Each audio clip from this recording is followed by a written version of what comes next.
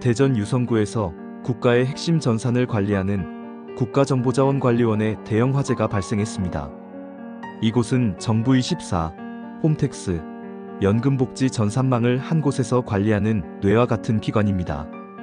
불길이 번지던 그날, 주민등록등본 발급부터 세금 신고, 복지 신청까지 전국의 서비스가 한순간에 멈췄습니다.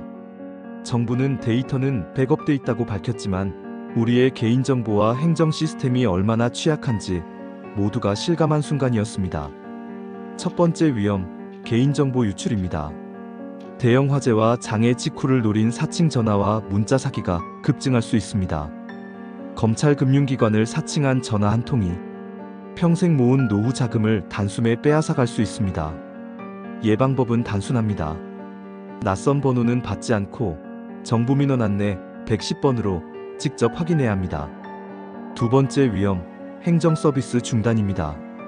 연금 수급, 병원 진료, 각종 증명서 발급이 멈추면 생활이 바로 불편해집니다. 스마트폰이 익숙하지 않은 어르신일수록 더 큰 피해를 입을 수 있습니다.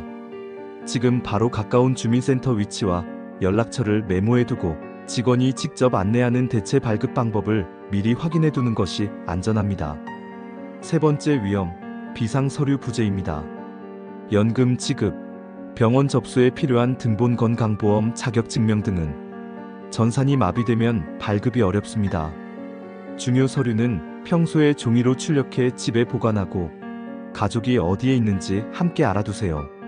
네 번째, 비밀번호 관리 부실입니다. 은행카드 공공의 비밀번호를 오래 사용하면 해킹 위험이 커집니다.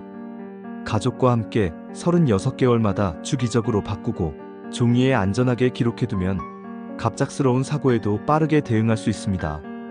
다섯 번째, 디지털 사용 이력 점검입니다. 통신 3사 PASS 앱이나 은행 마이데이터 서비스를 통해 내 이름으로 로그인된 기기와 인증 기록을 확인하세요.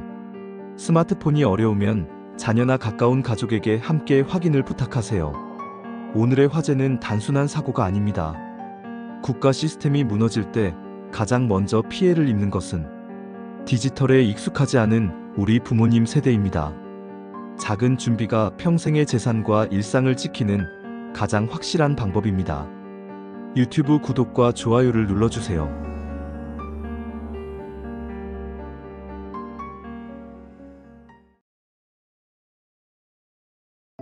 오늘은 정부가 발표한 노인 일자리 확대 계획을 중심으로 구체적인 통계와 앞으로의 변화 방향을 살펴보겠습니다. 먼저 현황을 보면 2024년 기준 노인 일자리 전체 수는 약 103만 개로 전년 대비 약 14만 7천 개 증가했습니다. 이 중 공익활동형이 가장 많고 사회서비스형과 시장형이 뒤를 잇고 있습니다. 또한 노인 취업률은 2023년 기준 39.0%로 꾸준히 증가 추세를 보이고 있습니다. 정부는 현재 약 109만 8천 개인 노인 일자리를 2030년까지 130만 개로 확대하겠다는 계획을 세웠습니다. 노인 인구의 약 10% 이상에게 일자리 기회를 제공하겠다는 목표와 연결됩니다. 새로운 일자리의 특징과 변화 방향도 주목할 만합니다. 과거에는 공익활동 중심이 컸다면 앞으로는 사회서비스형과 민간형, 일자리의 비중을 높이는 정책 기조가 제시되고 있습니다. 즉, 단순 환경 미화나 행정 보조 같은 공익 일자리에서 벗어나 돌봄 서비스, 문화해설, 디지털 활동 지원, 지역사회 복지 업무 같은 직무들이 늘어날 가능성이 큽니다. 하지만 과제도 분명합니다. 매년 일자리 참여를 희망하는 노인이 많지만 사업 참여 대기자는 2023년 기준 약 12만 6천 명에 달했습니다. 또한 노인 일자리 사업 예산은 2025년 기준 약 2조 1,847억 원인데 130만 개로 확대하려면 최소 4천억 원 이상 추가 투입이 필요할 전망입니다. 일자리 유형에 따라 근무 시간 보수 지원 조건이 달라지기 때문에 형평성 문제, 참여 자격 기준, 정비, 건강을 고려한 근무 시간 배정 등의 보완도 반드시 필요합니다. 마지막으로 어르신들이 직접 알아두면 유리한 행동 팁도 정리해드리겠습니다. 지자체 노인 일자리 센터나 주민센터 복지과를 미리 방문해 상담을 받아두세요. 지역 활동 등을 미리 정해두면 신청할 때 유리합니다. 또한 사업 공고가 나면 신분증, 건강상태 확인서, 경력증명서 같은 제출 서류를 미리 준비해 두는 것이 좋습니다. 무엇보다 건강 상태를 고려해서 근무 시간 조정이 가능한 일자리를 선택하는 것이 중요합니다. 2030년까지 130만 개라는 숫자 뒤에는 수많은 어르신들의 삶이 달려 있습니다. 이 변화가 단순한 수치가 아닌 실제 삶에 도움이 되는 정책으로 자리 잡기를 바랍니다. 유튜브 구독과 좋아요를 눌러주세요.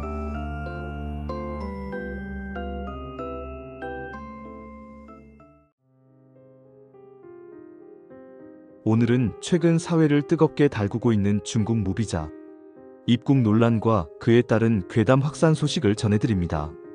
정부는 지난 9월 29일부터 내년 6월 30일까지 중국인 단체 관광객에 대해 최대 15일간 무비자 입국을 허용했습니다.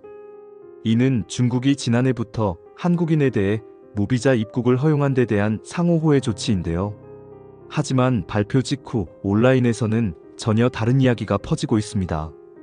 SNS, 특히 10대 청소년들 사이에서는 중국인들이 한국에 와서 장기 매매를 한다, 심지어 살아있는 사람의 배를 갈라 장기를 꺼낸다는 괴담까지 급속히 번졌습니다. 어떤 게시글에는 밤늦게 돌아다니지 말라, 중국인이 쫓아오면 신고하라는 내용이 담겨 청소년들의 불안을 키웠습니다. 상황은 더 심각해졌습니다. SNS에 중국인 관광객이 10월 1일 아침 7시 학교 앞에서 칼부림을 하겠다는 협박성 글까지 등장한 겁니다. 실제로 경찰은 해당 신고를 접수해 작성자 IP를 추적하고 서울 은평경찰서를 중심으로 학교 주변 순찰을 대폭 강화했습니다. 학생과 학부모들의 불안감이 커진 건 당연한 일이죠. 이런 분위기 속에서 서울 도심 곳곳에서는 중국 무비자 입국 철회를 요구하는 집회도 이어졌습니다. 지난달 30일 여의도 국회의 사당역 인근에서 열린 집회에는 100여 명이 모여 반중 멸공을 외치며 강하게 반발했습니다. 그렇다면 사실은 무엇일까요? 전문가들은 이번 사태를 두고 과도한 공포심을 경계해야 한다고 지적합니다.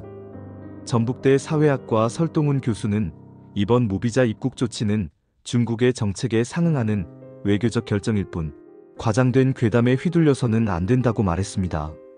실제로 중국은 지난해 11월부터 한국인 무비자 입국을 허용했고 이번 조치도 그에 따른 균형 차원이라는 설명입니다. 첫째, 중국 무비자 입국은 한시적이고 제한적인 정책입니다. 둘째, 현재 퍼지고 있는 장기 매매 칼부림 괴담은 사실로 확인된 바 없습니다. 셋째, 그러나 경찰은 혹시 모를 위험에 대비해 수사와 치안 강화를 진행 중입니다. 괴담에 흔들리지 말고 반드시 정부와 경찰의 공식 발표를 확인하세요. 또한 의심스러운 글이나 게시물이 보이면 즉시 신고해 사회적 불안 확산을 막는 데 함께해 주시길 바랍니다. 이번 사건은 단순한 괴담이 아니라 우리가 온라인 정보와 불안을 어떻게 다뤄야 하는지를 보여주는 중요한 사례입니다. 유튜브 구독과 좋아요를 눌러주세요.